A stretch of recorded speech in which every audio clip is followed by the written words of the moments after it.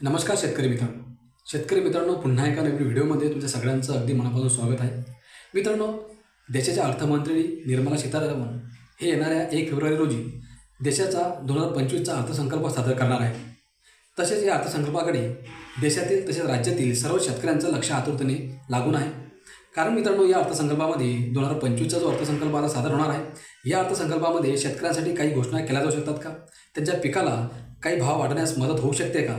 तसेच कोणकोणत्या योजनांची मोठी घोषणा आहे शेतकऱ्यांसाठी या अर्थसंकल्पातून केल्या जाऊ शकते का, हे पाहणं अत्यंत गरजेचं आहे। आणि त्यामुळे या अर्थसंकल्पाकडे सर्व शेतकऱ्यांचं लक्ष लागून आहे। सामान्य नागरिकांचं सुद्धा या अर्थसंकल्पाकडे लक्ष लागून आहे। त्यांच्यासाठी काही नवीन योजना, काही उपाययोजना केल्या जाऊ शकतात का, हे सुद्धा पाहणं अत्यंत महत्त्वाचं आहे। त्यामुळे मित्रांनो, हे संपूर्ण माहिती आपण या व्हिडिओच्या माध्यमातून जाणून घेऊयात की शेतकऱ्यांना काय पॅकेज या अर्थसंकल्पामध्ये मिळणार आहे, कोणकोणत्या योजनांची घोषणा केल्या जाणार आहे। त्यामुळे व्हिडिओ तुम्ही पूर्ण बघा आणि आपल्या माझी माहिती या यूट्यूब चॅनलला तुम्ही अजून पण सबस्क्राईब केलं नसेल तर लवकरात लवकर सबस्क्राईब करून घ्या। कारण अशीच महत्त्वपूर्ण माहिती आपण रोज या चॅनलच्या माध्यमातून आपल्या शेतकरी मित्रांसाठी घेऊन येत असतो। तर चला जास्त वेळ न घेता आजची संपूर्ण माहिती जाणून घेऊया। शेतकरी मित्रांनो, 1 फेब्रुवारी रोजी देशाचा अर्थसंकल्प सादर केला जाणार आहे। संपूर्ण देशाचे विशेषतः शेतकऱ्यांचे या अर्थसंकल्पाकडे लक्ष लागलेले आहे। केंद्र सरकार शेतकऱ्यांसाठी मोठ्या घोषणा करेल अशी अपेक्षा शेतकऱ्यांना आहे। अशातच आता CNBC आवाजला या वृत्तसंस्थेला सूत्रांकडून मिळालेल्या माहितीनुसार कृषी उत्पादकांच्या निर्यातीला चालना देण्यासाठी अर्थसंकल्पात मोठी घोषणा केली जाऊ शकते। शेतकऱ्यासाठी कोट्यवधी रुपयांचे आर्थिक दिले जाऊ शकते। सुमारे 7,500 कोटी रुपये वाटप केले जाऊ शकतात अशी माहिती आहे। हे पैसे पायाभूत सुविधा, विपणन आणि गुणवत्ता विकासावर खर्च केले जातील। चहा, कॉफी, मसाले आणि रबर बोर्डसाठी अधिक निधी उपलब्ध होऊ शकतो। संशोधन आणि विकास आणि बाजारपेठेतील बुद्धिमत्तेवरही पैसे खर्च केले जातील। भारतातून कोणत्या शेतीशी संबंधित वस्तू निर्यात केल्या जातात? भारत हा कृषीप्रधान देश असल्याने जगभरात विविध कृषी उत्पादनांची निर्यात करतो। या उत्पादनांसाठी सरकारने मोठा निधी उपलब्ध करून दिला तर शेतकऱ्यांना मोठा फायदा होणार आहे। मित्रांनो, आता ही पिकं कोणती असणार आहे? तर याच्यातलं नंबर 1चं पीक आहे बासमती तांदूळ। भारत हा जगातील बासमती तांदळाचा सर्वात मोठा निर्यातदार आहे। मुख्य खरेदीदार इराण, सौदी अरेबिया, UAE आणि युरोप हे आहेत। दुसरं पीक असणार आहे बासमती नसलेले तांदूळ।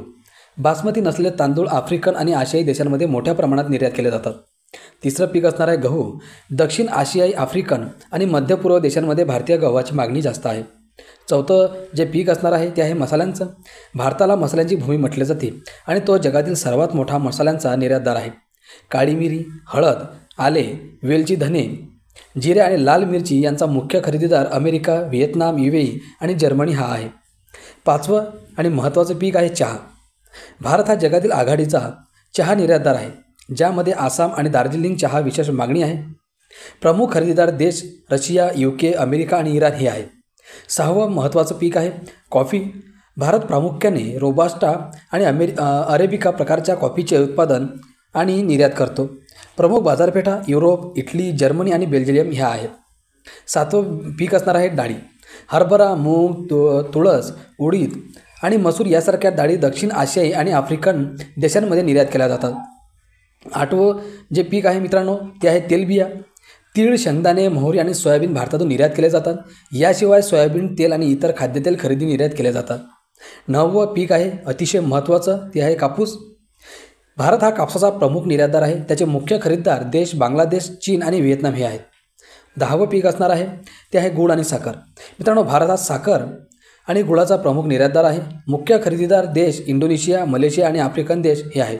तर अशा प्रकारे मित्रांनो, आता अर्थसंकल्पामध्ये या दिलेल्या 10 पिकांना मोठं प्राधान्य देऊ शकते। या पिकाची लागवड करणाऱ्या शेतकऱ्यांना मोठं पॅकेज दिलं जाऊ शकते, त्यांच्यासाठी मोठ्या योजनांची घोषणा दिली जाऊ शकते। तर हा 2025चा जो अर्थसंकल्प आहे, जो 1 फेब्रुवारीला सादर होणार आहे, त्या अर्थसंकल्पाकडे सर्व शेतकऱ्यांचं आतुरतेने लक्ष लागलेलं आहे। आणि तसेच छोटे मोठे जे शेतकरी आहेत त्यांच्यासुद्धा पिकांचा याच्यामध्ये उल्लेख केला जाऊ शकतो। त्यांनासुद्धा चांगल्या योजनांची पॅकेज देऊन आणि त्यांच्यासाठी सुद्धा मोठ्या घोषणा केल्या जाऊ शकतात। तर मित्रांनो, अपेक्षा करतो की अर्थसंकल्प शेतकऱ्यांसाठी, सामान्य नागरिकांसाठी महत्त्वाचा ठरेल आणि याच्यापासून सर्व शेतकऱ्यांना, नागरिकांना फायदा होईल। अपेक्षा करतो मित्रांनो आजची माहिती तुम्हाला आवडली असेल तर व्हिडिओला लाईक करा, चॅनलला सबस्क्राईब करा आणि हा व्हिडिओ इतर शेतकरी मित्रांना शेअर करा। आपण परत भेटूयात पुढच्या व्हिडिओमध्ये काही अशीच महत्त्वपूर्ण माहिती घेऊन। तोपर्यंत धन्यवाद।